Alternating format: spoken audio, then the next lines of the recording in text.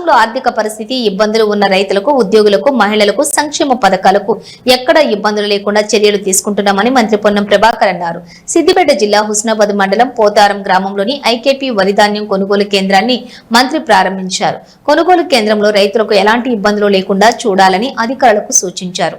జిల్లాలోనే మొదటి వడ్ల కొనుగోలు కేంద్రాన్ని పోతారంలో ప్రారంభించుకున్నామని మంత్రి తెలిపారు. ఫేజ్ 1, ఫేజ్ 2 కింద ఇల్లు మొత్తం లేని వారికి ఇందిరమ్మ ఇళ్లు ఇచ్చే విధంగా గ్రామంలోని నిర్ణయం తీసుకోవడం జరుగుతుందన్నారు. ఉన్నతమైనటువంటి కుటుంబం వరకు అందరం కూడా మనం ఏది చేసినా కూడా కోటి విద్యలు కూటి కొరకే అంటాము. అందుకని ఇందిరమ్మ అనేది పెట్టడం కూడా రాష్ట్ర ప్రభుత్వాన్ని ఎఫిషియెంట్ డీలర్ మాట్లాడాల్సిన కోసం.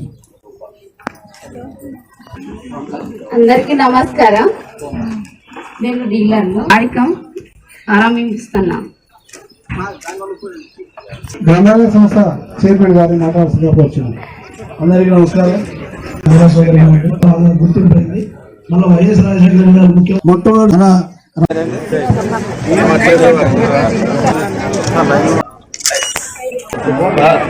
కొండపల్లి కవిత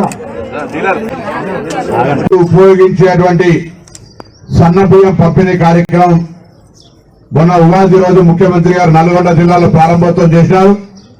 ఈరోజు రాష్ట్ర వ్యాప్తంగా ఉన్నటువంటి అన్ని చౌకధర దుకాణాల 17,263 చౌకధర దుకాణాల ద్వారా 2,91,000 చిల్లర రేషన్ కార్డులకు సన్నబియ్యం ఇచ్చే కార్యక్రమాన్ని ఈరోజు మీ అందరి చప్పట్ల ద్వారా ప్రారంభోత్సవం చేసుకుంటామని సందర్భంగా మనవి చేస్తా ఉన్నా.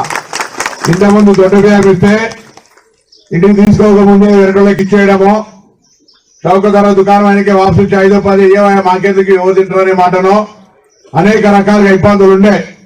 కానీ ఇలా రేషన్ షాప్ డీలర్ అక్క లక్ష్మి అయిపోయారు.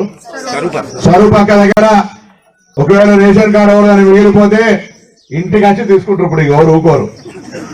ఇలా తప్పకుండా ఇవి మనం తినేటువంటివి ప్రభుత్వం అందరికీ బాగుండాలి, ఆరోగ్యాలు బాగుండాలి, అందరికీ మారుతున్న కాలానికి అనుగుణంగా సౌకర్యాలు కలగజేయాలని సన్న బియ్యం పంపిణీ కార్యక్రమాన్ని ఈరోజు గౌరవ ముఖ్యమంత్రి రేవంత్ రెడ్డి గారి నాయకత్వంలో కూడా తెలంగాణ ప్రజాపాలన ప్రభుత్వం మీ అందరి ఆశీర్వాదంతో